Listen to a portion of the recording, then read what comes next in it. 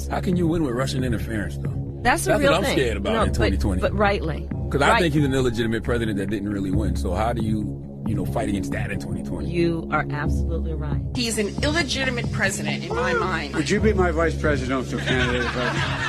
Folks, look, I absolutely agree. Trump didn't actually win the election in 2016. He lost the election, and he was put into office because the Russians interfered. Trump knows he's an illegitimate president. The president-elect, although legally elected, is not legitimate. I don't see this president-elect as a legitimate president. You said you believe that Russia's interference altered the outcome of the election. I do. We have a president who, if in fact it is proven, has been assisted by the Russians and may in fact not be a legitimate president. The one thing that Trump is fearful of when it comes to his being president is that finally we will see how illegitimate his victory actually was. I have an objection. I object to the 15 votes from the state of North Carolina. I object because people are horrified. He's an illegitimate president. Do you believe Trump is a legitimate president? What I believe is that there's no question that the outcome of this election was affected by the Russian interference. There absolutely is a cloud of illegitimacy. So that legitimacy is in question, yes. So that was a very tainted election.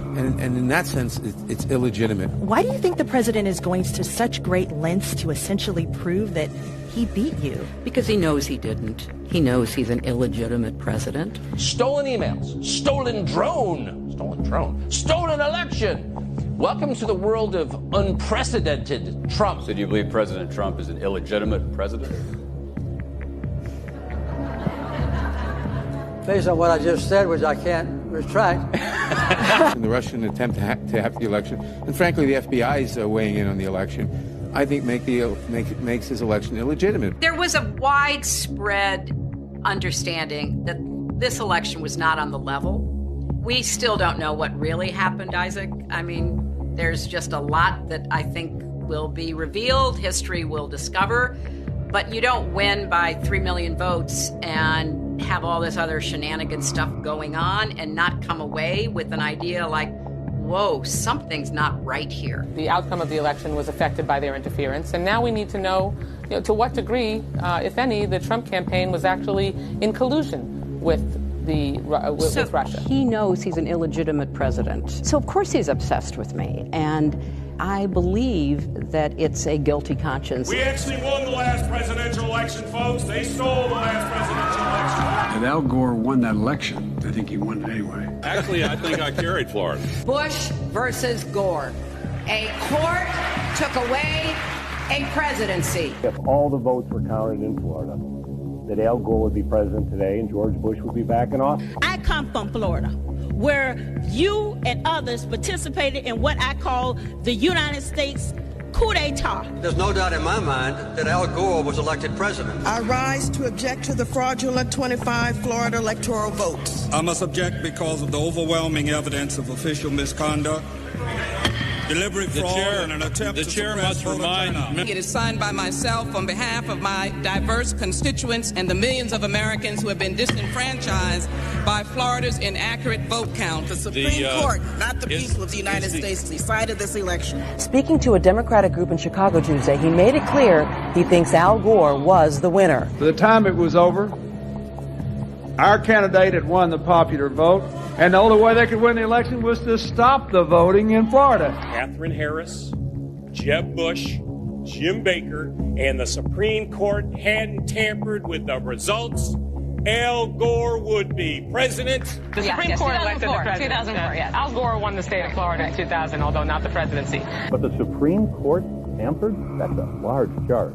The Supreme Court stopped the counting of the votes, and if they'd let the count go on, Al Gore would have got the necessary votes. The Supreme Court selected George W. Bush as the president. He was not elected. There is overwhelming evidence that George W. Bush did not win this election. What I observed as a voter, as a citizen of Illinois 4 years ago, were troubling evidence of the fact that not every vote was being counted. I don't think that George W. Bush won the election in 2000 against Al Gore, because I think he probably lost Florida and also that nationwide. If you invite me back on this show in about 8 weeks, I think you're going to learn that Al Gore actually did get all the votes there. The court has been thwarting formation of the popular will, the most spectacular example being Bush versus Gore, where the majority, by a 5-4 vote, enjoined the counting of more than 100,000 ballots in Florida and essentially gave America its first court-appointed president. I think in 2000, everybody thought, well, he did win the election, Al Gore. After the election, when you stole the election, you came back here and said, get over it. No, we're not going to get over it. You know it, I know it, they know it. We won that election. Constantly shifting vote tallies in Ohio and malfunctioning electronic machines, which may not have paper receipts, have led to additional loss of confidence by the public. The right to vote has been stolen from qualified voters. In 2004, the democratic process was thwarted. The 2004 presidential election in Ohio was riddled with unnecessary problems. Some machines malfunctioned, causing votes to be counted more than once, or not at all. Based upon an inordinate number of allegations suggesting gross voting rights violations and misconduct, I join with my colleagues in objecting to counting the state of Ohio's electoral votes. As in 2000, the votes of many who wanted to vote were not, in fact, counted. This last Friday night, I arranged to meet Senator Kerry at a fundraiser to give him a copy of my book. He told me he now thinks the election was stolen. The wife of John Kerry said she has lingering doubts about the legitimacy of the election. Her theory goes like this.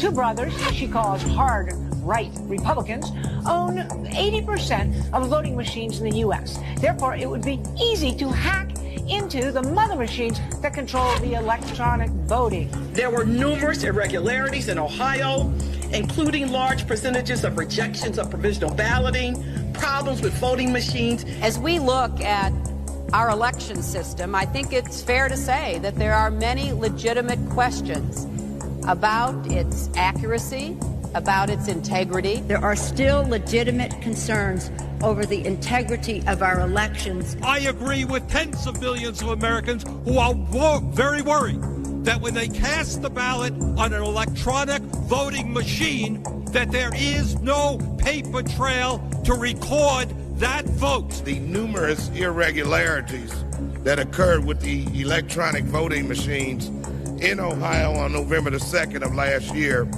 point to an unresolved national crisis. We cannot declare that the election of November 2nd, 2004 was free and clear and transparent and real. There must be independent testing of the voting machines used in Ohio. I'm not confident that the election in Ohio was fairly decided.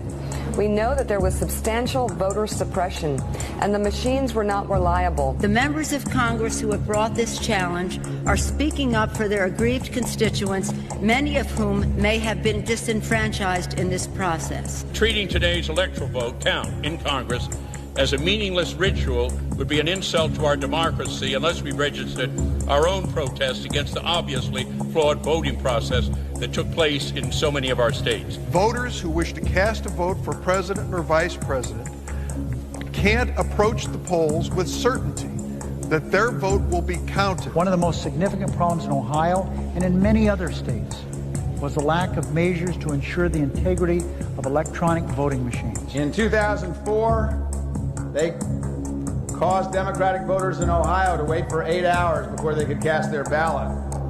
They turned the Department of Civil Rights and the Justice Department into the voter suppression division with voter ID laws, voter purging, voter caging, voter intimidation. There aren't going to be any more election stealings. And despite the final tally and the inauguration and the situation we find ourselves in, I do have one very affirmative statement to make. We won. Without voter suppression, Stacey Abrams would be the governor of Georgia. Andrew Gillum is the governor of Florida. You refused to concede and say that you lost. Do you stand by that decision today? Absolutely. The election was not fair. The process was not fair. If Stacey Abrams doesn't win in Georgia, they stole it. It's clear. It's clear. I think that Stacey Abrams' election is being stolen from her. It was not a free and fair election. Brian Kemp stole the gubernatorial election from Georgians and Stacey Abrams. But will I say that this election was not tainted, was not a disinvestment and a disenfranchisement of thousands of voters? I will not say that.